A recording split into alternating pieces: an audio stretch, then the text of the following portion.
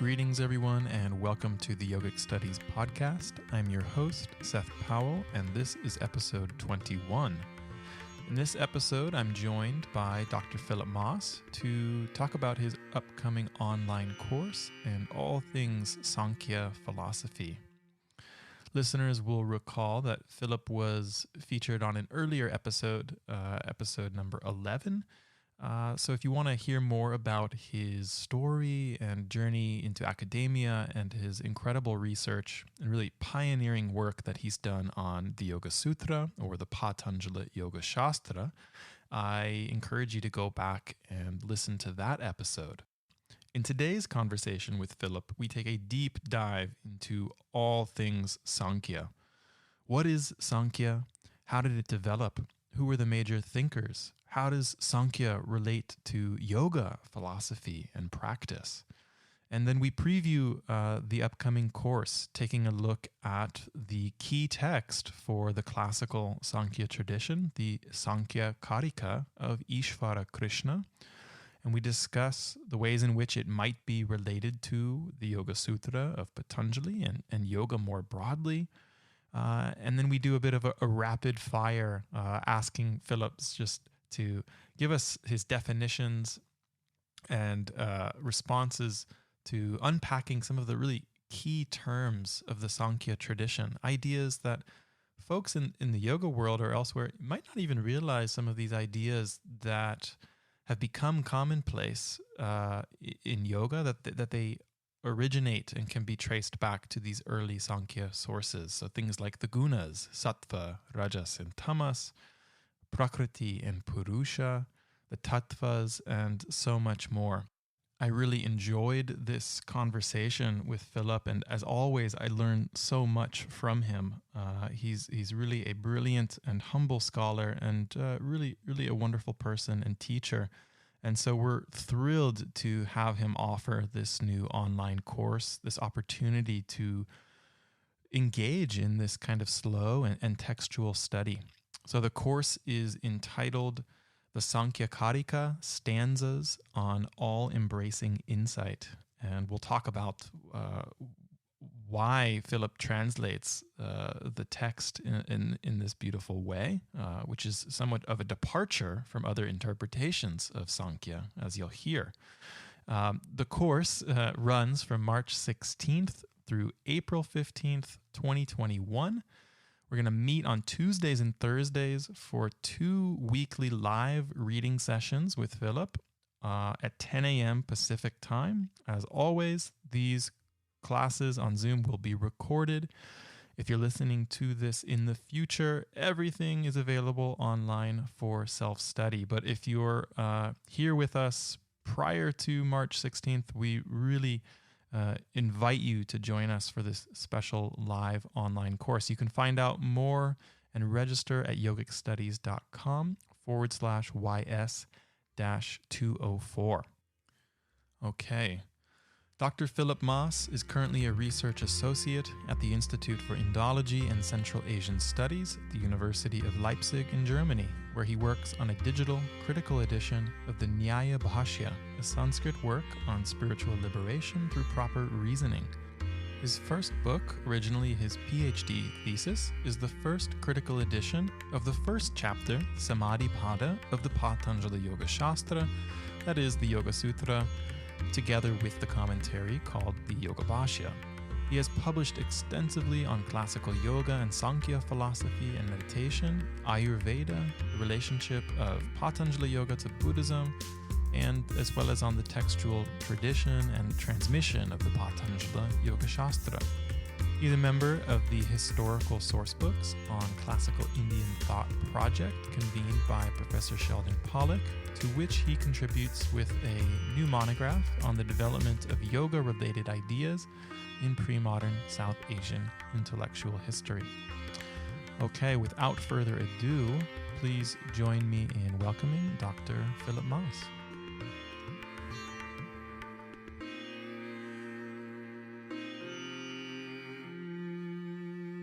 All right, I am here today joined by Philipp Maas. Philip, welcome back to the Yogic Studies podcast. It's really lovely to have you here. Good morning from California. Yes, good afternoon or good evening from Germany. I'm very happy to join you again for a little conversation. Yes, wonderful to have you back, and a great excuse to have you back on the podcast. Just yesterday, we launched the enrollment for your new online course with Yogic Studies, which is going to be a deep dive into Sāṅkhya philosophy and reading the Sāṅkhyakārikā. And so I wanted to have you back on here to preview and discuss this upcoming course, and to really just kind of pick your brain about Sāṅkhya and all things Sāṅkhya philosophy. So first of all, thanks for offering this course. I think it's a really special opportunity for all of us to just have a deep dive into this text. And thanks for coming back on and being game for this conversation. You're welcome. It's also very welcome opportunity for me to study Sankhya and the Sāṅkhyakārikās in depth once more in preparation of this course. So for somebody who maybe has been doing yoga for a little while, maybe they've heard of Sāṅkhya, maybe not. What is Sāṅkhya? How would you explain it to someone who doesn't really know much about this tradition? Yes, it's a system of philosophy, of Indian philosophy, at least in its classical coinage. There are earlier currents of thought that are labeled as, or may be labeled of Sankhya, and that don't share all the characteristics with the mature or classical system. So your question, what is Sankhya, is not too easy to answer.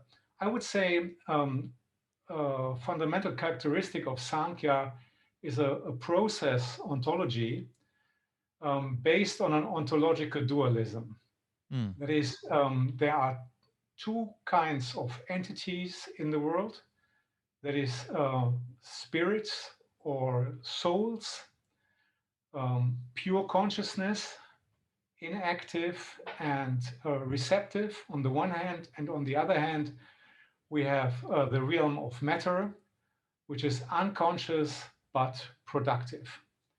And this ontological difference, which explains the world as an interplay between these different ontological realms, is one of the fundamental characteristics of what I would say is Sankhya. So when people speak of Sāṅkhya, and likewise yoga, and we'll talk in more depth about the relationship between Sāṅkhya and yoga, but when people speak of this as a dualistic philosophy, this is what they're referring to, this dualism between consciousness and matter, Purusha and Prakriti. Is that right? Exactly, yes. And what does that really mean, though, if we unpack that further? Because it's almost just become this catchphrase of this dualism between the two. What does that really mean for Sāṅkhya, that there is this fundamental separation? Sankhya is a way of explaining the world, the universe, as being the result of these fundamentally two entities, two different entities. As you said, Purusha on the one hand, pure consciousness, and matter, dynamic materiality on the other hand. In our everyday experience, we don't experience the world as being built upon such dualism. We usually perceive the world as a unified whole and ourselves in it. But according to Sankhya, this everyday experience is a fundamental error. And as long as human beings are bound in this error, they experience their own existence as being subject to a huge amount of suffering. the correct analysis of the world, experiencing this ontological difference between Purusha and Prakriti leads to the cessation of suffering, to escape from the shortcomings of the human existence. Insofar, this ontological dualism is the result of a deeper analysis of the universe, leading toward spiritual liberation, leading from into the insight of the difference between Purusha and Prakriti, and finally leading to the possibility of overcoming the illusion that the Purusha, namely consciousness, is bound in that it would be identical with matter, and that leads to separation of Purusha and Prakriti and to liberation or kaivalya of Purusha from matter. So what is the Sāṅkhyakārikā, this text, which is going to be the focus of this course? Yeah, the Sāṅkhyakārikā is so to say, the classical exposition of Sankhya philosophy. Sankhya philosophy in its mature coinage as it has developed in the time of the Gupta era, so around 400 or 500 of the Common Era. A very brief text. It just consists of 70 stanzas, or slightly more than 70 stanzas in various versions. A metrical text in a metrum called Arya, which says itself that is just a summary of a much more comprehensive text, a text called Śaṣṭitantra, which unfortunately nowadays is lost, and which would have had a complete account of this dualistic philosophy. That's so interesting. So in the Sāṅkhyakārikā itself, the author at the end of the text, right, says that this, what we've just read, is a summary, sort of the essence of this much longer text, the Śaṣṭitantra, which we no longer have evidence of. Yes, this is what he says. He says that he is giving a precise but very brief account of this much more comprehensive work, the Śaṣṭitantra, in which, out of which he left some narrative passages and passages dealing with opposing philosophical views. Yeah, that's a really interesting statement, and I think is important. You know, you've already been mentioning that there was this sort of proto-Sankhya and earlier Sankhyas, and then around 4th, 5th century, this sort of Gupta era text, the Sāṅkhyakārikā, is written. It understands itself as participating in this much older tradition.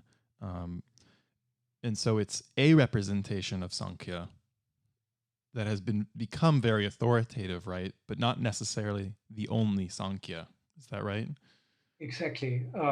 It's I think quite safe to assume that there were as many Sankhya philosophies in the earlier times as there were ashramas, where ascetics were practicing yoga and were discussing the structure of the universe. These philosophers in the early times shared a number of views, but may have differed in many, many details. And as long as there was no debate between Sankhya and other schools of Indian philosophy, like, for example, Buddhism, there was also no need for a unified system of thought that was coherent in each and every respect. But as we know, and in the Gupta times, there were fierce discussions between Sankhya and Buddhism concerning the question of which system of philosophy would give the most appropriate account of the structure of the universe and would most securely offer liberation from suffering. And under these circumstances, philosophical debates happened, And this pressure upon the Sankhya camp led to much more rational formulation and much more coherent formulation of their own philosophical positions.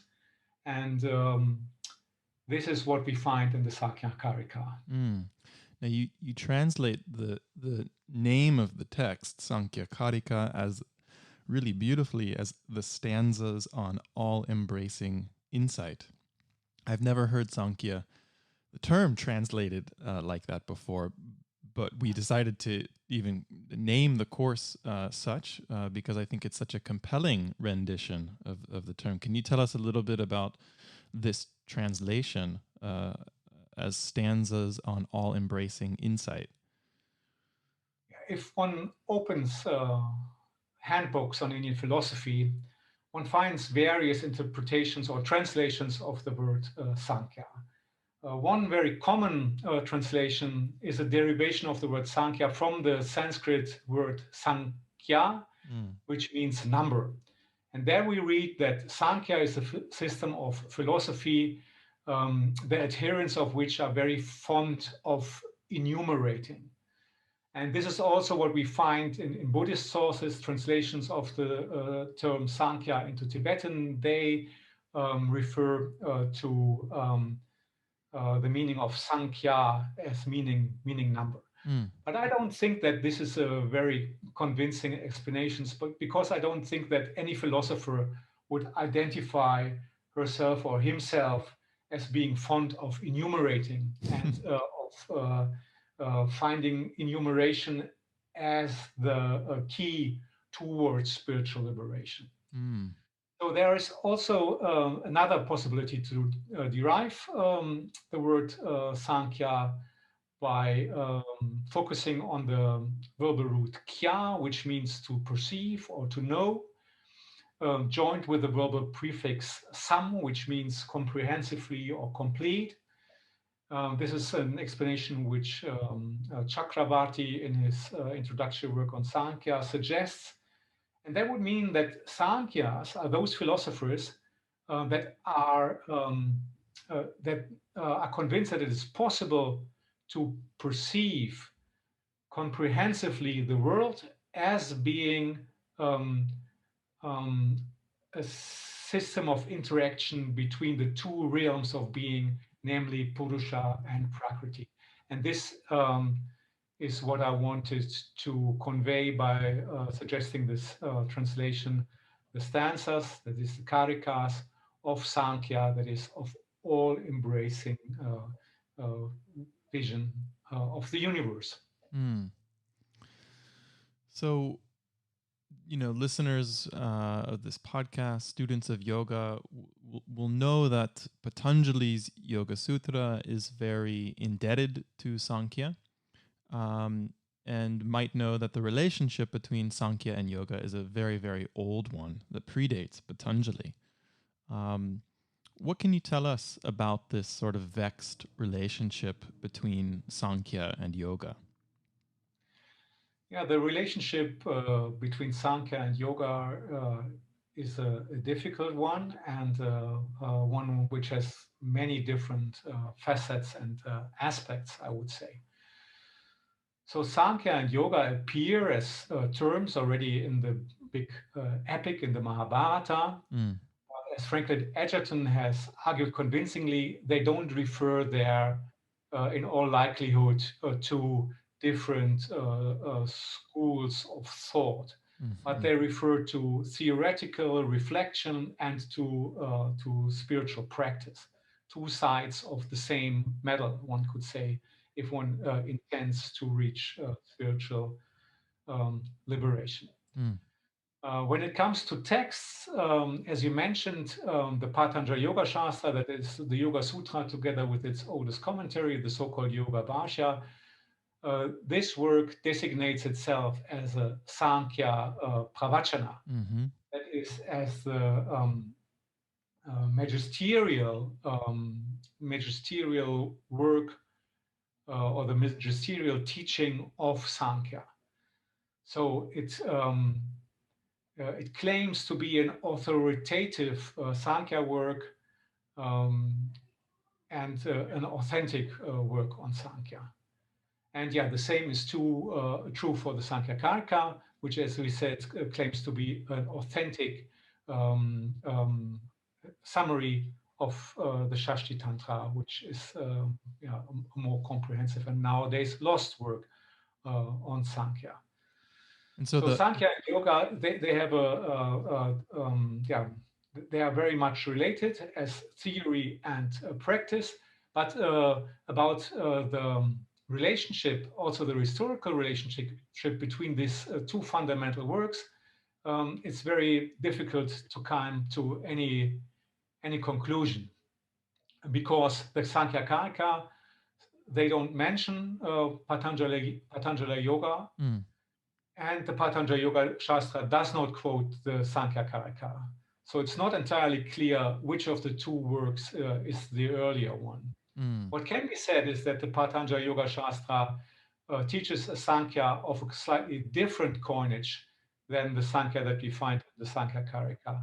And scholars have argued that the summary that Īśvarakṛṣṇa gives of the Sāṅkhyakārikā is a very, should I say, conservative account of Sankhya, which is maybe leaving out some innovations that may have become popular at the time when Īśvarakṛṣṇa wrote this work or composed this work. So the author of the Sāṅkhyakārikā is named Īśvarakṛṣṇa. What can we say about the author of this work? You just anticipated one of my other questions, which is there anything we can say about the relationship between Īśvarakṛṣṇa and Patanjali, which it sounds like not so much directly, but what, if anything, can we say about the author of the Sāṅkhyakārikā? I would say we can say almost nothing about Īśvarakṛṣṇa. That's really problematic. The Sāṅkhyakārikā, they are quite enigmatic.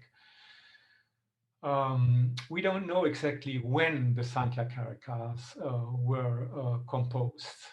The earliest date, the earliest fixed date, is the translation of the Sāṅkhyakārikā together with a commentary from Sanskrit into Chinese at the end of the 6th century, around 560 of the Common Era. That's quite interesting itself, this Chinese translation, which says something perhaps about the importance already of the text at that time, right? Yeah, exactly. It says that Sankhya was a serious opponent of Buddhism. It was so serious an opponent that it was necessary for Buddhists to know about the system of Sankhya in some detail. And therefore, the Sāṅkhyakārikā, together with a commentary, were translated into Chinese.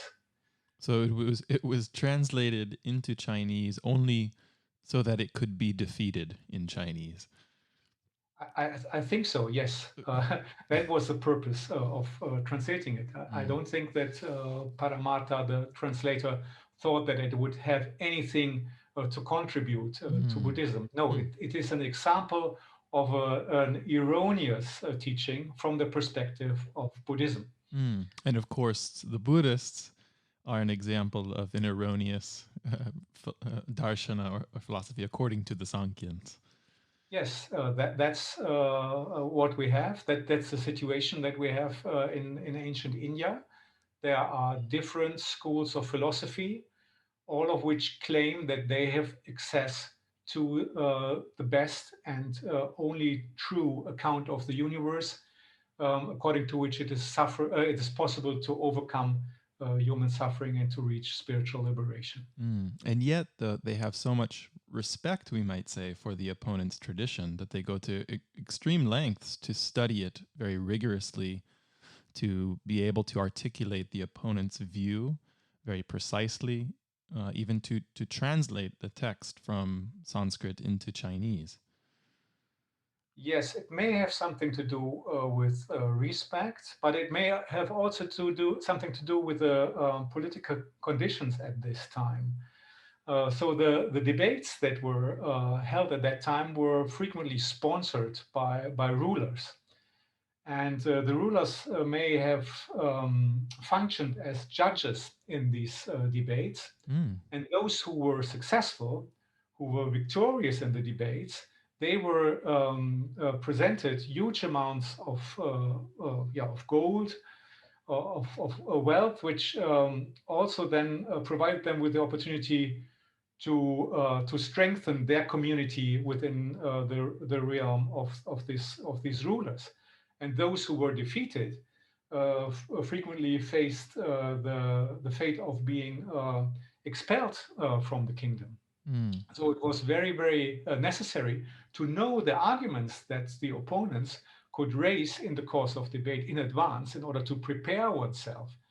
And I think that these public debates were a major and driving force for the development of Indian philosophies at the Gupta time.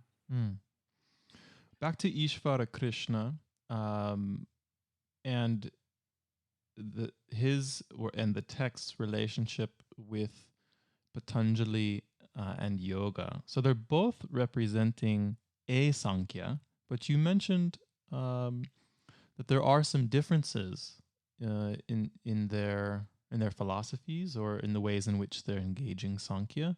What would you say? What's an example, or what are some of the key differences between the Sāṅkhyakārikā and the Patanjali Yoga Shastra? One key difference between the two systems of Sāṅkhya is their respective view upon the mental apparatus, with regard to psychology. The Sāṅkhyakārikā, they teach that there are three organs or instruments that are needed in human beings in order to account for mental events. So that is the buddhi or the intellect, then ahankara, individuation, and then manas as the organ which organizes the sense data that are presented to it. So these Whereas three... in Patanjali Yoga, we have just a single mental organ, which is called, most of the time is called chitta, but also frequently manas or buddhi, without any clear distinctions between the three organs that we find in the Sāṅkhyakārikā. So you think when Patanjali is using manas or buddhi, he's using them somewhat interchangeably, and that, would you say then that when we're reading that three divisions or layers of mental faculty, are we kind of projecting Sāṅkhyakārikā onto Patanjali and reading it through that lens? I think so, yes. I have studied the Patanjali Yoga Shastra and looked at the different occurrences of the terms manas and buddhi.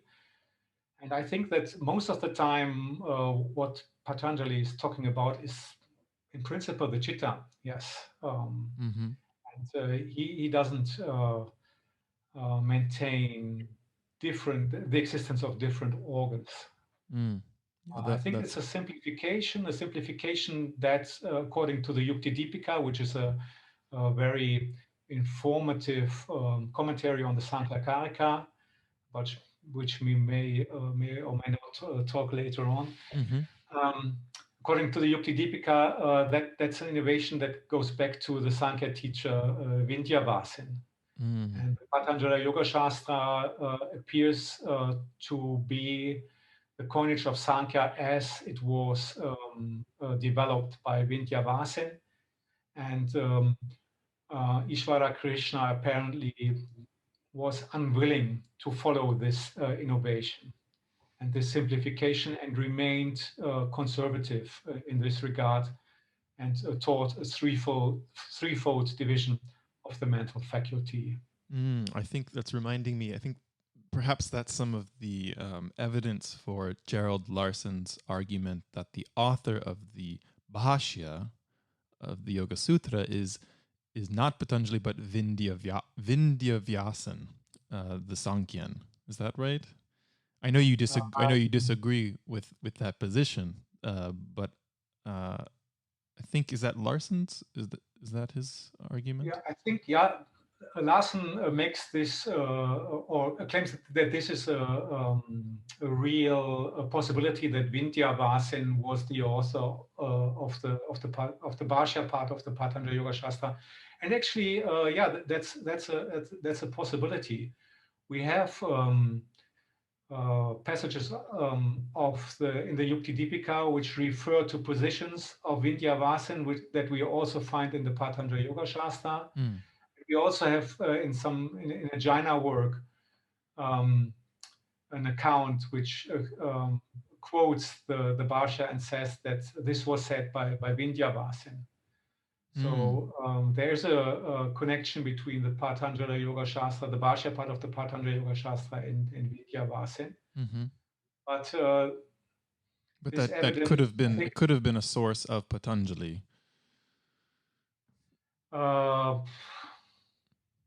Maybe. I think I personally regard it as an open question whether was Vindhyavasin or Patanjali himself who composed the Bhashya part of the Patanjali Yoga Shastra. When I look at the evidence as a whole, I find that the evidence for Vindhyavasin is comparatively weak compared to what we can say in favor of the authorship of Patanjali for the Patanjali Yoga Shastra. I mean, there are many things. We have the colophones. We have no mention of Vindhyavasin within the Patanjali Yoga Shastra. We have quotations from the Bhashya part in other philosophical works saying Iti Patanjali, and this adds up. This evidence, and I think this is stronger than the Yuktidipika joined with this one quotation from the Jaina work, which says that Vindhyavasin was the author of the Bhashya part. But we have to remain open-minded and look for further evidence before we can come to a final conclusion. At the present time, I would say we have two real possibilities. One for which the evidence is stronger, one for which the evidence is weaker. We have a very strong evidence in both cases that the sutra and the Bhashya were brought together by a single person. Sure. And have to be viewed as a unified whole, whether this was Patanjali or Vindhyavasin. Yes, I agree completely with that. Well, not to get too sidetracked on the authorship question of Patanjali Yoga Shastra, because we have a whole other podcast episode we did. Folks can go back and listen to that. But I think it's relevant in that regard. But back to the relationship between Sāṅkhyakārikā and Patanjali Yoga Shastra. One often hears and certainly reads in secondary scholarship this notion that Sankhya is an atheistic tradition and the yoga tradition is theistic because of its inclusion of Īśvara and this important section on Īśvara in the Yoga Sutra. But we've talked about this a bit before, but this is a bit of an oversimplification, right? Does this hold up? Is Sankhya an atheistic tradition? Or what does the Sāṅkhyakārikā say or not say about this question? Yeah. So first of all, it all depends on how you define atheistic in this regard. The existence of gods is, of course, nowhere disputed. Gods which have individual capacities, limited power, in a polytheistic sense. So that's beyond doubt. Then the question is there something like a one God which is all knowing, almighty? Does this God exist or does it not exist? And what is its function, its role within this universe? And within the Patanjali Yoga Shastra, it's clear that Īśvara as a omnipotent and all-knowing God is mentioned. But in Patanjali Yoga Shastra, this God is just a special kind of Purusha. It is always an eternally liberated soul, and there is no qualitative difference between Īśvara and all the individual Purushas. And the Sāṅkhyakārikā, they do not exclude the existence of such a Purusha, and it is also mentioned in the commentaries. The role of this Purusha within the universe is very, very limited within Patanjali Yoga Shastra, and it's also very limited, of course, within the Sāṅkhyakārikā. Īśvara does not play any role for the creation of the universe. The universe is not created by Īśvara, and he is also not responsible for how the world works. So he does not interfere within the world very pronouncedly. Within the Patanjali Yoga Shastra, the role of Īśvara in the world is limited to the fact that Īśvara manifests himself, incarnates himself out of compassion for the suffering world, and then initiates the teaching of Sankhya in the world to provide the beings with a mean to overcome suffering. Mm-hmm. And so Kapila, the earliest promulgator of Sankhya teaching within the Patanjali Yoga Shastra, he is an incarnation of Īśvara. And I think that such a role is also possible within the system of Īśvarakṛṣṇa. So it's not maybe justified to say that classical Sankhya is completely atheistic in such a way that it would deny the possibility of an ever liberated Purusha as being God or Īśvara. Yeah, because at the end of the Sāṅkhyakārikā, there is a similar mention of the ways in which these teachings have been handed down, this knowledge, this jnana that was passed down by what's the phrase, the supreme sage Paramarshin. Yes. And then it even kind of talks about how this was passed down out of compassion to Asuri and likewise to Panchashika. And then now this is being codified by Īśvarakṛṣṇa, a sort of parampara, if you will, even if it's kind of serving a literary device here. So that does strike me when one reads that alongside the Yoga Sutra. It is sort of similar to the Īśvara section, where he's described as the guru and the teacher of ancients, out of his compassion, is imparting the teachings of yoga or teachings of Sankhya. So is it fair to read this Paramarshin, this supreme sage, as somewhat of a parallel figure to this special Purusha Īśvara in the Yoga Sutra? I think so very much, yes. This expression, Parama Rishi, also occurs in the Bhashya part of the Patanjali Yoga Shastra as a designation for Īśvara. So I would say that these texts are very much on par with it, or at least the Sāṅkhyakārikā allows for such an interpretation. That Parama Rishi refers to the incarnation of Īśvara. Yeah. So in thinking of whether or not these are atheistic traditions, it depends on how we define theism, right? And if we're holding up theism by a Western monotheistic model of a sort of creator God, then perhaps not. But that shouldn't be the only model for theism that we impose on these texts. And so there certainly is a role for a God or a Lord, or these very accomplished and divine beings that even have the ability to bestow grace and teachings to individuals, but it might not fit into that monotheistic model. Yes. The Ishvara not only does not play a huge role or any role at all in the creation of the universe, um, his role is the process of spiritual liberation. So spiritual liberation does not happen because of the grace of God.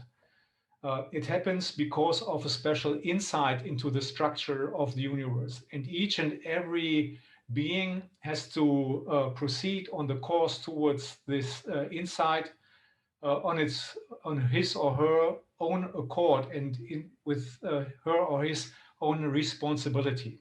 Mm. It implies a certain orientation towards spiritual liberation by means of a certain conduct, Mm-hmm. which is designated in the commentaries also to the of the Sāṅkhyakārikā as yamas and niyamas, um, like in the Patanjali Yoga Shastra. So the earlier commentaries have a slightly different set of yamas and niyamas as we find it in the Patanjali Yoga Shastra. The later commentaries on the Sāṅkhyakārikās quote Patanjali in this regard, which may indicate that originally, um, at the time when the Sāṅkhyakārikā and the older commentaries were composed, Patanjali Yoga Shastra did not have gained such a prominence that it would be the only source to turn to when it comes to yamas and niyamas, or a description of the ethics of an ascetic who aspires for spiritual liberation. But in later times, in Gaudapada Bhashya and other commentaries on the Sāṅkhyakārikā, Patanjali Yoga Shastra is quoted on Sāṅkhyakārikā 23. That's really interesting. So you just kind of mentioned Gaudapada. So what are some of the major commentaries that have been written on the Sāṅkhyakārikā? Perhaps some of them that will be looked at in the course, and also you can say a little bit about why are these commentaries important for us in understanding the Kārikas? What was the role of commentary? Yeah, so the Sāṅkhyakārikā, as I already mentioned, consists of just 70 stanzas. And these 70 stanzas are said to complete account of the whole system of Sankhya as an explanation of the world. So if you want to explain the world as being an ontological dualism in which it's possible to attain spiritual liberation, in 70 stanzas, that means that you have to compress what you want to say very heavily, which means that you just can give a couple of key terms that you have to use a very condensed and compressed style of expression. It's pretty pretty remarkable, just in that itself, right? This expression of the map of the entire universe expressed in only 70 stanzas. That's absolutely remarkable, and it's very much on par with the idea of compressing knowledge within works of philosophy, like in sutra works. So a karika is basically very similar to a sutra, with the exception that karikas are metrical compositions, whereas sutras are prose compositions.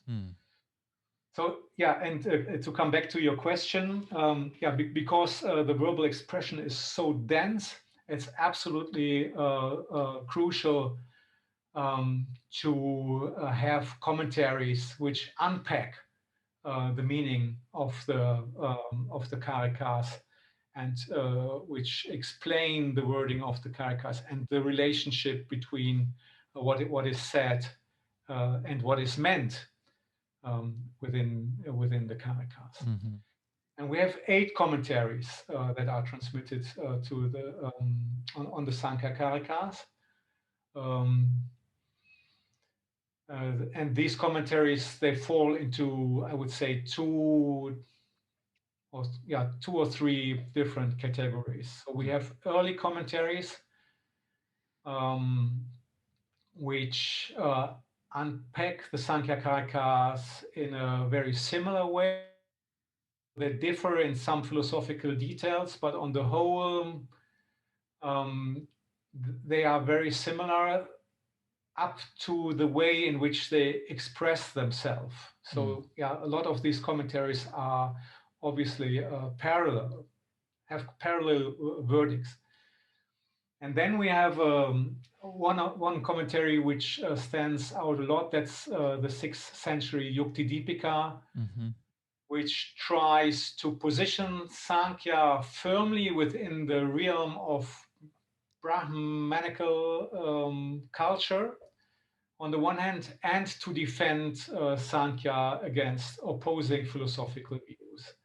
So the Yuktidipika is the most informative commentary that we have on the Sāṅkhyakārikā, and this commentary goes much beyond what we find in other commentaries, and especially in other earlier commentaries.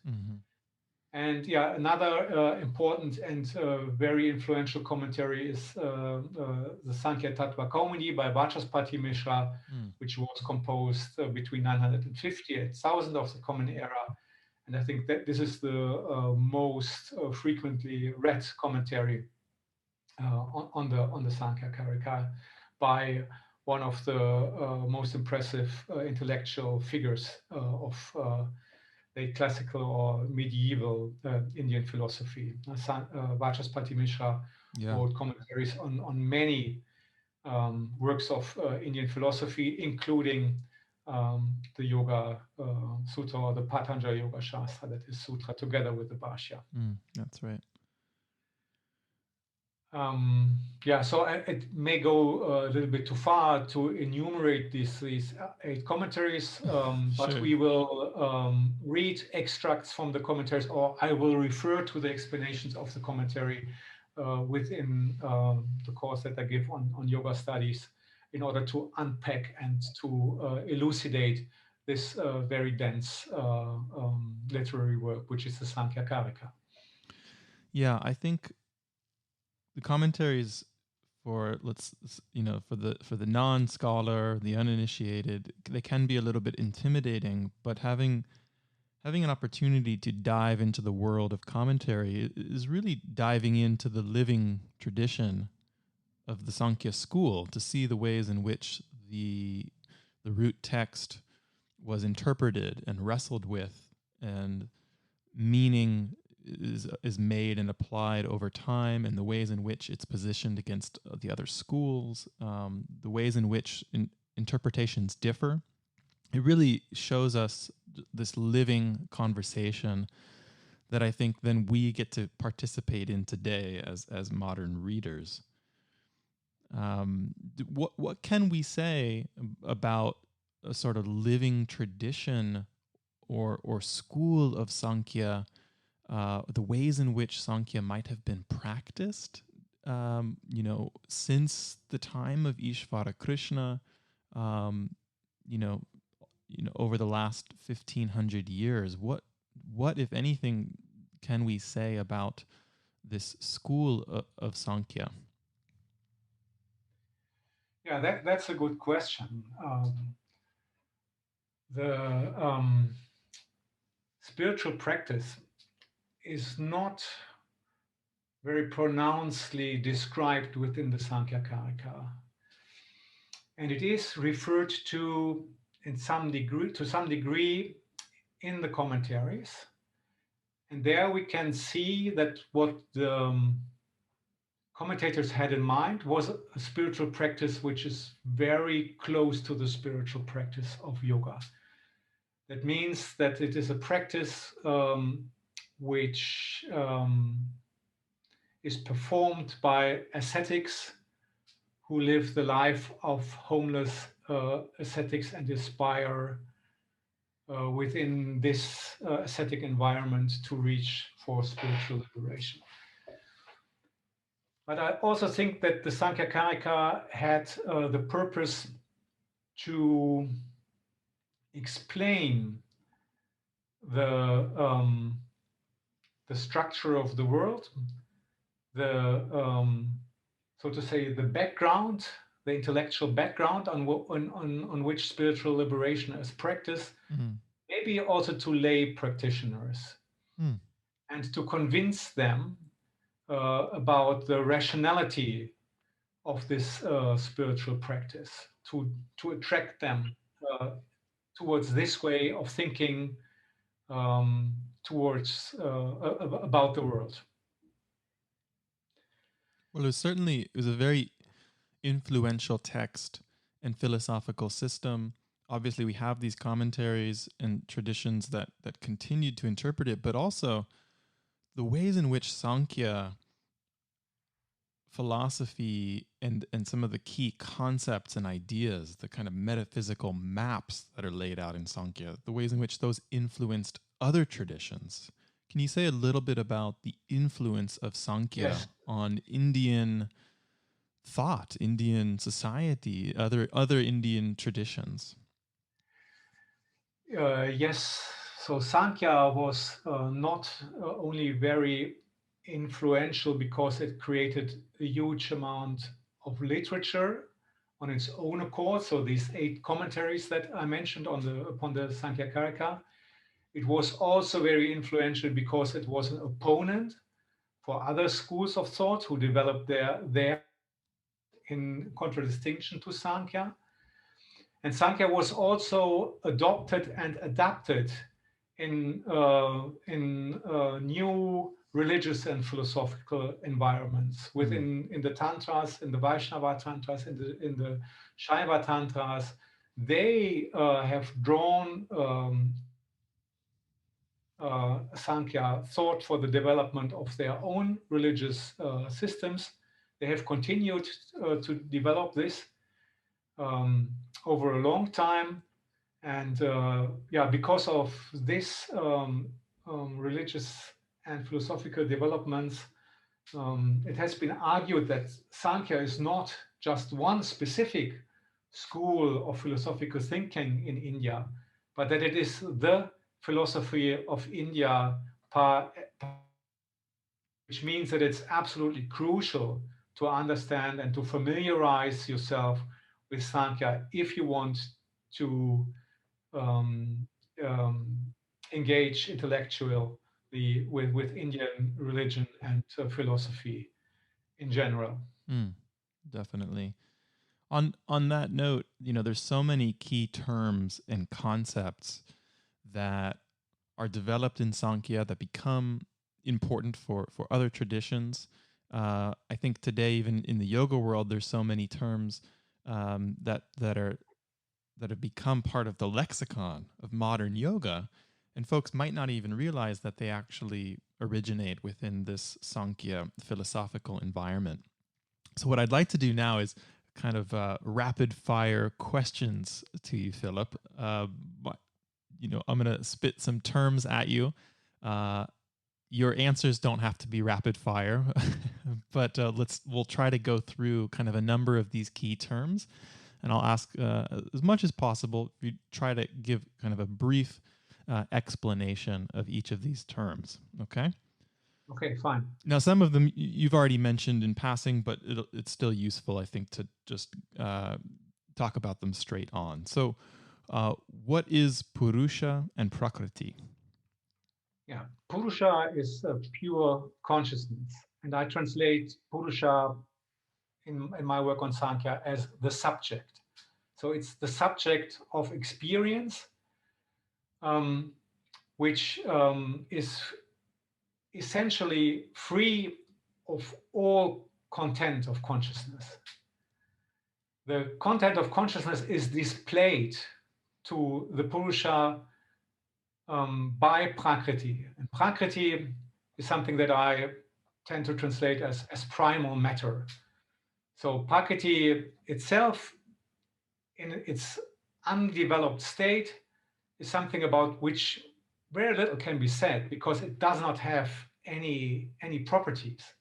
It's completely subtle. The only thing that we can say about Prakriti is that in it there are 3 fundamental forces or constituents or strings, the gunas. Well, this is my next rapid question. What are the gunas?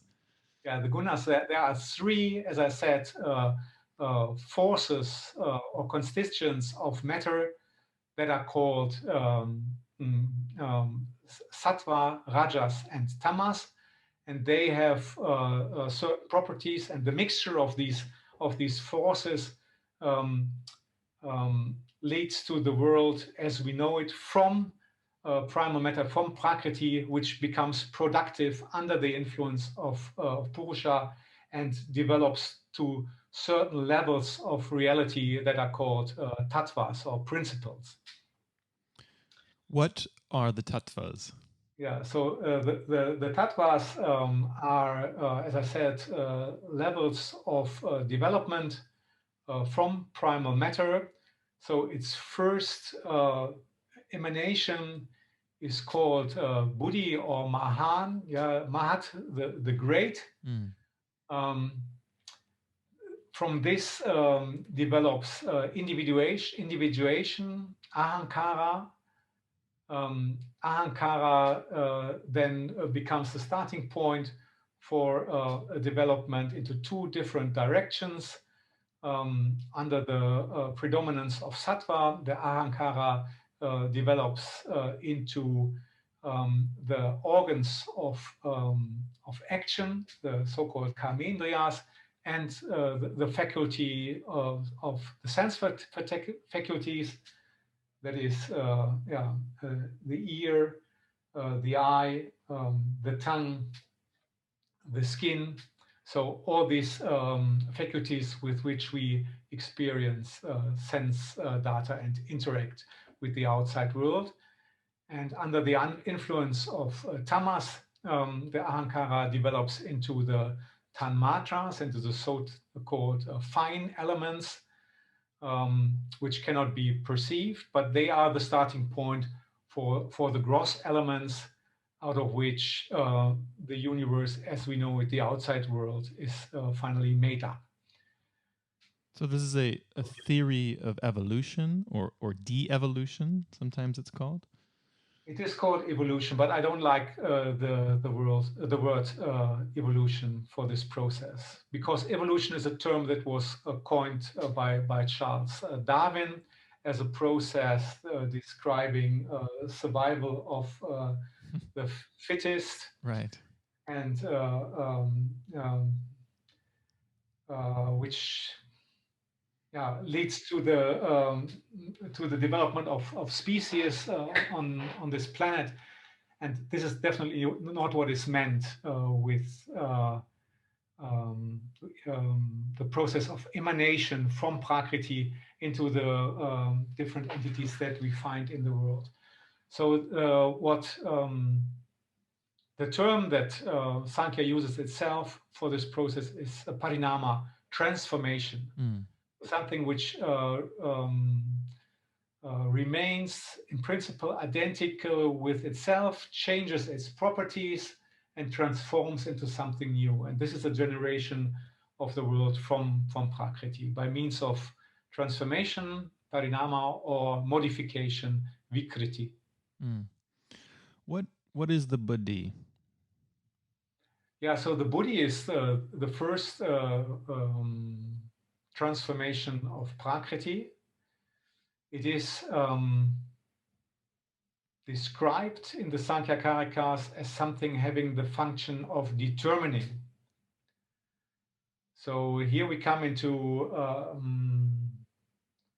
we are confronted with a different or difficult question, namely, what does this process of transformation from Prakriti into the world and into this several psychological organs actually mean? What is the level of reality that it describes? Does it describe the generation of the universe, or does it describe the generation of the psychological make-up of the human being? Right. And it is this question is, I think, difficult to answer, and sometimes Sankhya moves on the level of cosmology, and sometimes Sankhya moves on the level of psychology. So these two spheres of knowledge are sometimes difficult to differentiate when it comes to Sankhya. So, and yeah, the body is one of these three mental faculties or organs that Sankhya claims that exist, and its primal function is determining. The examples that are given is, this is a pot, this is a piece of cloth. So clearly identifying things, which of course are not already there at the first level of the emanation from Prakriti. It's just the faculty that these determinations can be made later on when the process of transformation continues. What is the ahankara, sometimes translated as ego? It is called, it's sometimes translated as ego. Ahankara means the I maker, the maker of I am. I don't like the translation ego too much. I think a better translation is individuation. It's the principle which is responsible for the fact that there are individual entities in the world. And therefore, it is the starting point for this twofold emanation, one into the direction of the faculties that make up the human being, and on the other hand, the entities of the outside world. And we have individual entities in the outside world. We have pots and cloths and wagons and whatever there is, shelves and trees, and they are there as individual entities because they have developed from this principle of individuation, the ahankara. Would you, to follow on that, I mean, just to put it kind of crudely, but does the Sankhya suggest then that this notion of differentiation of things in the world only takes place in the mind?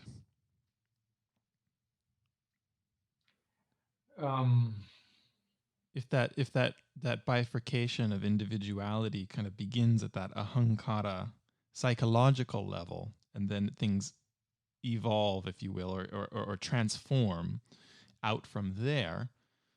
I've never really thought of it in this way, but as I'm listening, I'm wondering if that is the position here of the Sāṅkhyakārikā. That so yeah, for the Sāṅkhyakārikā, the world, the outside world, is real. No? Prakriti is real, and there's no way to simply reduce the outside world to a mere illusion.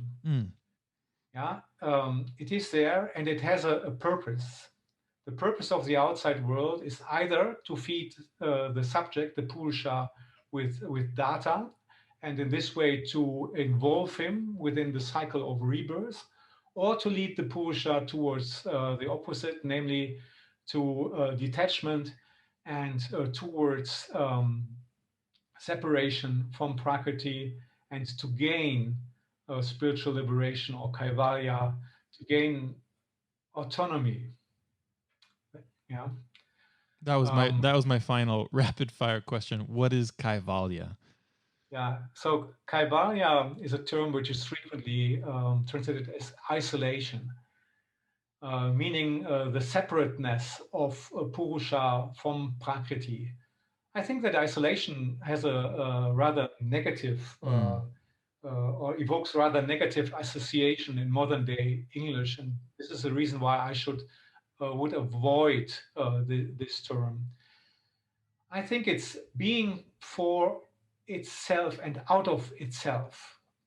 Right. And this means being under one's own control And this is what I want to confer by translating Kaivalya with autonomy, being out and for itself, being wholly itself, so to say, losing the limitations that human existence brings with it.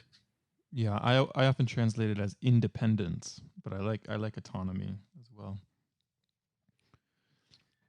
But something that has a more positive valence rather than isolation. Yeah, that's why I would suggest it. Mm-hmm. Okay, well, this has been really fun. We're gonna start to wind down here, but to kind of close off this rich discussion, obviously there's so much more to discuss, but we got to save some for the course, right? So hopefully we can give people a good taste and flavor for this text and tradition. But hopefully, of course, there's just so much more to study, and that comes up when one reads the text closely and thoroughly, word for word, line for line. But why is the study of Sāṅkhya and the Sāṅkhyakārikā in particular, why is it important or relevant for students of yoga? And what do you hope that students of this course will gain from studying this text? First of all, I think that philosophy is important for everybody, whether he studies or practices yoga or doesn't practice yoga. Because it requires to critically engage with the human existence, with what makes the universe, with fundamental questions of human existence. Why do we live? Where do we live? What are the conditions under which we live?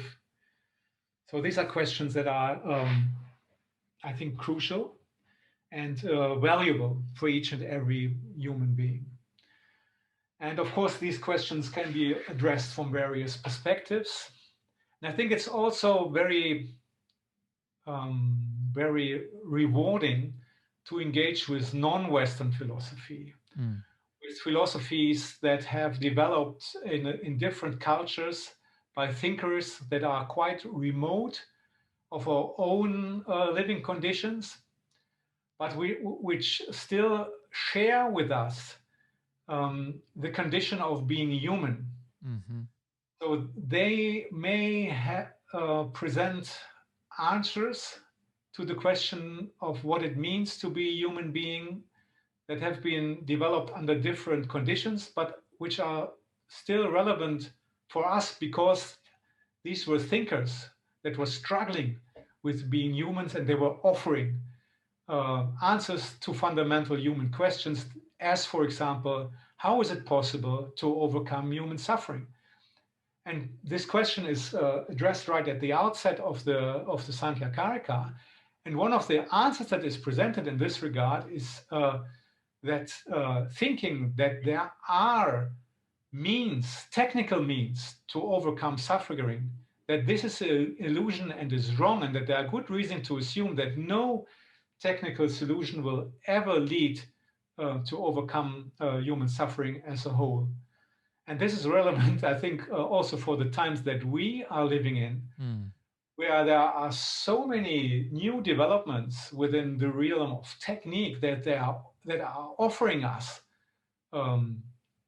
liberation from suffering in the one or other way, but they are all very limited for reasons that already have been analyzed by the Indian thinkers at the classical period, and particularly by Īśvarakṛṣṇa in his Sāṅkhyakārikā. Yeah, I always think that although our external conditions and culture and time and place has changed so dramatically since, if we think back to 1500 years ago of Īśvarakṛṣṇa's context in writing, but the inner human condition and the need to overcome suffering is the same.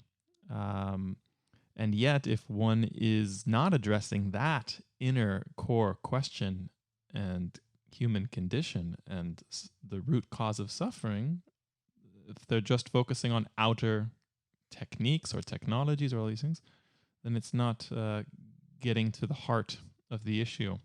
So to read these texts that are really getting right to that core issue of the human condition, where the relieving of suffering is, as you said, put right at the forefront of the text.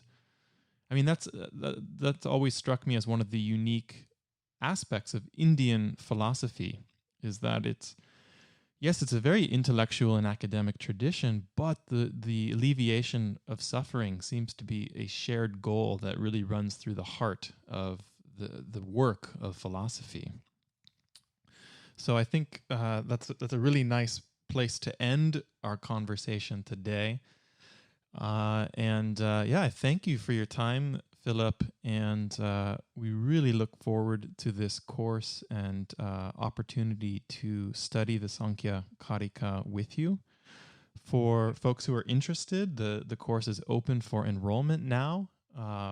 You can visit yogicstudies.com/YS-204. The course runs live from March 16th through April 15th, 2021. So we hope many of you can join us live.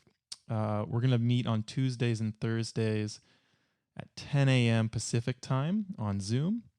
But of course, everything will be recorded. And if you're watching or listening to this in the future, and this is already past, it's all recorded and will be available for self-study. So you can engage in textual study at your own pace. Philipp, any final words before we part ways today? Yes, thank you very much for giving me the opportunity to read this important text with an interested audience. I'm very much looking forward to this, and I also would like to thank you very much for co-creating this special format of reading primal source material in translation, and in this way going to the very source of the text. And I think that that's a very much more rewarding approach of engaging intellectually with Sāṅkhya than having a series of lecture about Sāṅkhya. We are going to the core, to the root work, and we are reading it and trying to understand this difficult and challenging work jointly. And I'm very much looking forward to this. And on that note, I forgot to make mention, one of the unique features of the course is that Philipp is preparing his own translation in English of the Kārikas as we go. So we'll be able to have a very, very fresh and lucid and reliable translation. Do you want to say anything, a word or two about that, Philipp? Well, the Sāṅkhya system is a system that has been studied quite extensively, and there are quite a number of translation current made by scholars of different quality. But I think, nevertheless, there is much to be discovered. There are many nuances that can be conveyed in a translation, and it's still a very challenging task to interpret this text and to provide a new translation of this. Which is fun to do, and some of the better translation, or at least one of the better translations, is only available in German by Erich Frauweiner, so that provides some guidance. But I'm taking a new and fresh approach towards this task, and taking into consideration, of course, the explanation provided in the commentaries. Yeah, that's right. Well, wonderful. Well, we really look forward to seeing that and to reading this text with you. So thanks so much for your time today. We'll talk more soon and see you soon for the course. And thanks, as usual, to our listeners. Everyone, please take care, and hopefully we'll have you on here again soon. Okay. Bye, Philipp. Bye-bye. Thank you.